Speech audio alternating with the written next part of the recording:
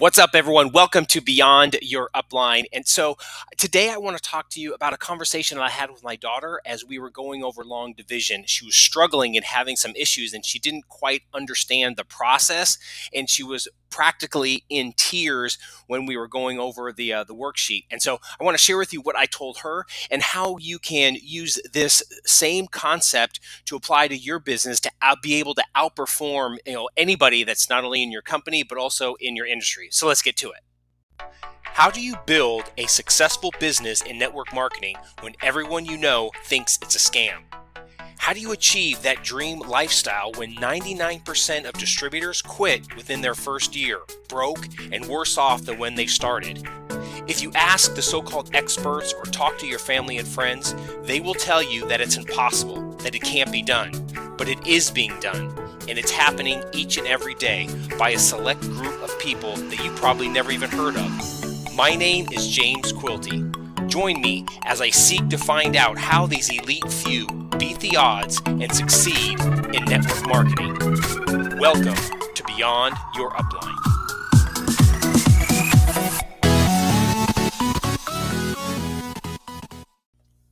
So, have you ever been at a point in your business where you just totally wanted to throw in the towel? Nothing is working, and you're like, I can't get this.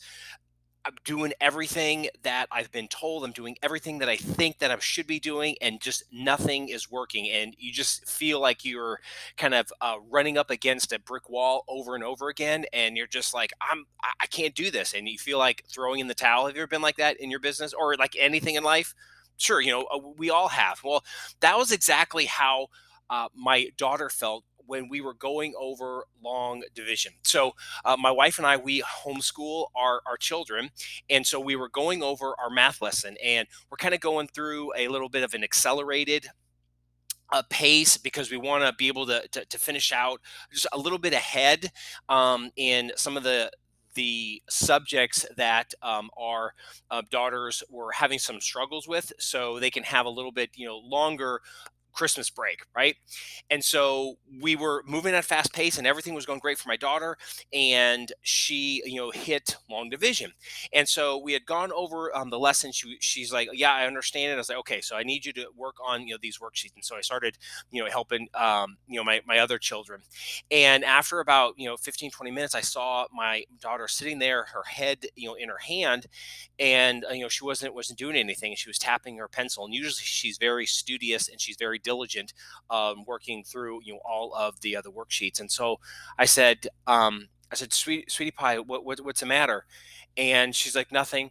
And I said, no, tell me. I can't help you unless you tell me what the problem is. And she turns and she looks at me, and I could see the tears that were excuse me, it's still kind of gets me, but I could see the tears welling up in her eyes. And she's like, I just don't understand it. I can't get this, right? And I said, you know what? It is okay. I said, do you want my help? Do you want me to help you?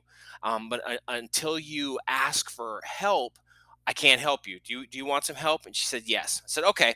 So she came around the table, and we slowly started working through the problem. We started breaking everything down. And after the first couple problems, I said, okay, I want you to try one of them. And she went through it, and she got it. And I said, okay, awesome. And I said, okay, well, I want you to do the next one. She's like, well, I don't understand that one. After she tried to work that, I said, okay, great. So we started working working through it. And so after going through this process for about like 15, 20 minutes, I said, do you kind of understand this? Do you think that you can finish this out? She's like, yeah, I can do this. She goes, yes, absolutely. And she goes, Daddy, I'm sorry that, it's taken, so long. And I said, and at that point, I wanted to stop. And I said, sweetheart, I want to share something with you. And this is the concept that I wanted to share with all of you. Okay. And I said, there's a story in the Bible, in the New Testament, in Luke, where Jesus is talking to his disciples, and he wants to illustrate a principle of not giving up. right? And it's called the parable of the persistent widow. And in that story, there's a judge who pretty much, doesn't respect, men, and doesn't, respect, God, and he doesn't care about, anybody. He's going to do whatever it is he's going to do, and he's not afraid of anybody, right? And there's this woman who day and night is continually coming after this judge, asking for justice, and doesn't specify, what the justice is, but it just says she keeps hounding him day in and day out. And finally, the judge gets to a point where he's like, enough, I will grant you what you desire. Because if not, she will wear me out, continually coming after me, asking for justice, right? And the point of the story is that no matter what, if you persist, you will eventually get to where you want to be. You'll eventually achieve whatever it is that you are looking for. That's the principle, behind that. And I told my daughter the story, and I said, "Listen, it doesn't matter how long it takes." I said, "It doesn't matter, how difficult it may be, but if you keep after it, the person that persists is the one that is going to end up on top. Is the person that is going to, end up, winning." And I said to her, I said, "So okay, look at me." I said, What do you think the difference between me and you is?" You is what is the difference between me and you when it comes to math? What do you think the difference is? Is it? I said, "I'm smarter than you." And she goes, she looks at me, and I said, "No, it's not." Is it because, I'm just so much, I'm so much more blessed than you are. I have better skills than you are. I just happen, the Lord loves me, more than He does you. Is that all, true? And she's looking at me, and I said, "No, that's not true." I said, "The only difference is that I've been doing math more, or I've been doing this math, stuff a lot longer than you. I never stopped. I've been doing it longer. That's the only difference. It's not that I'm smarter than you, and it's not that, I'm so much better than you. It has nothing to do with it. It's just that I've been doing it longer. That's the only difference." And I said, "Let me share, one more, example with this." And so I shared with her a coaching call that I was on with, one of, my clients, and they were struggling in their health journey, right? And they're like same thing, I can't, I'm doing everything, I'm not losing anything, what, this is just not working, I'm just, you know what, I'm just going to throw in the towel, I'm just going to enjoy my life, and whatever, right? And again, that's not an option, because when they came, to me, they were pre-diabetic. You know what, they had no energy, they, they were grossly overweight, and they weren't happy with their life. They wanted to change, right? And their biggest motivation was they did not want to go on medication. And the doctor said, if this doesn't improve, I forget, how long that the doctor gave them. They said they're going to prescribe some sort of medication, and that was her big thing. I do not want to go on medication. And so I told her, I said, let me ask you a question. I said, "What do you think the difference is between me and you are?" And she said, "Well, because it's one of our shape. You're you're Coach JC. You do all these. You're working out all the time, and you're always eating right, and all this other stuff." And I said, uh, "Those are certain things that I do, but no, that's not the difference." And again, I went through this process that I did with with my daughter, and I'm sharing, my daughter, this conversation I have for her. I said, the only difference between me and how I'm at the weight that I'm at, and you're at the weight that you're at, and the only difference is that, again, I've been doing this longer. That's it, and I haven't, quit. I've been more consistent with doing all the things that I'm teaching you than you have. That's the only difference. It's not that I have better genetics. It's not that, you're big boned, or, whatever the, people say, these days. I said that, no, that has nothing to do with any of this. No, the fact of the matter is that I have been persisting in this lifestyle, and going over and, modeling all of the principles that I'm teaching you. I've just been doing this longer, and I just have been more consistent, and I just haven't given up. That's the only difference. And that's the point that I wanted to share with each of you in your business, that it doesn't take, somebody that is a big superstar. It doesn't take, somebody that is, can talk, to people and is not scared, and has, the right words and any of that stuff. No, that at the end of the day, none of that matters. Does that help? And the longer you do this, you start developing skills. Absolutely.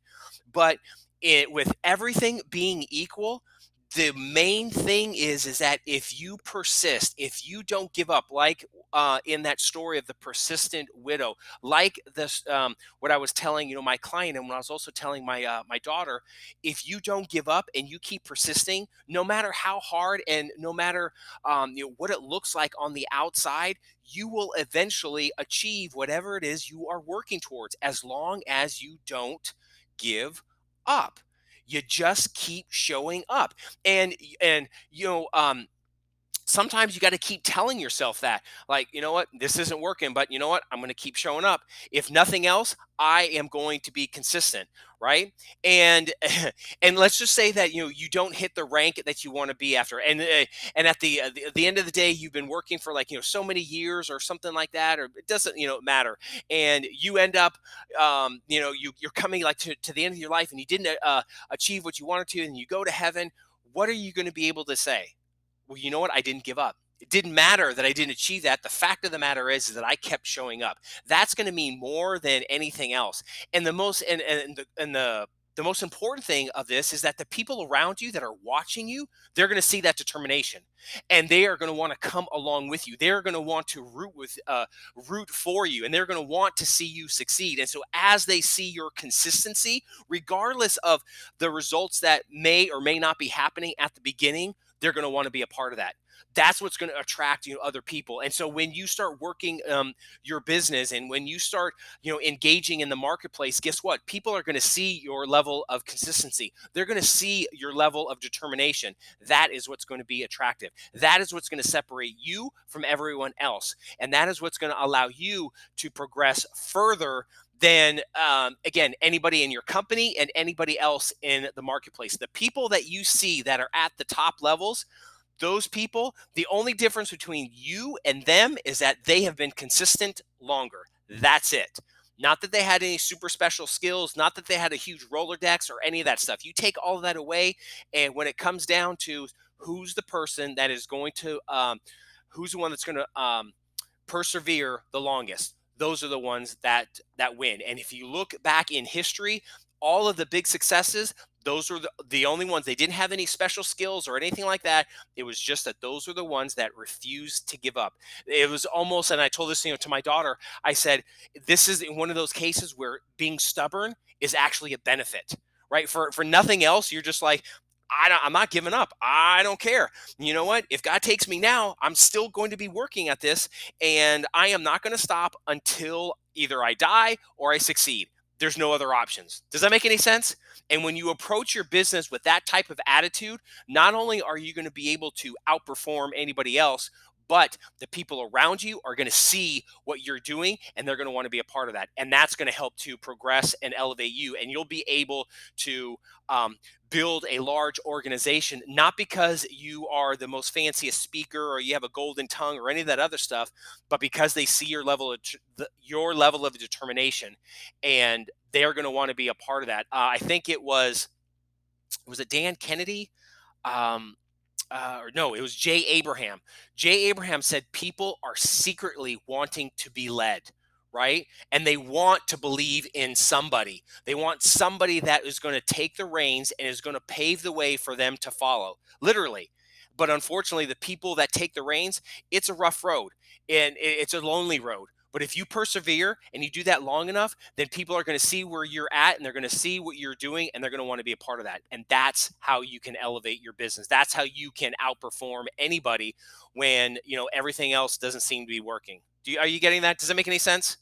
So anyway, I hope you enjoyed that story. I wanted to jump on here. I wanted to share that, with you, because I think a lot of us get kind of bogged down in the details, and we seem to forget that really the details don't matter as much as your level of perseverance and your determination and your ability to just keep showing up.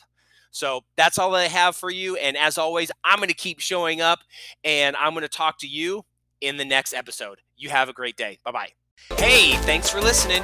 If you want to hear more of how the top income earners are actually building their network marketing business beyond their family and friends, please subscribe so you don't miss any of the secret hacks that I uncover.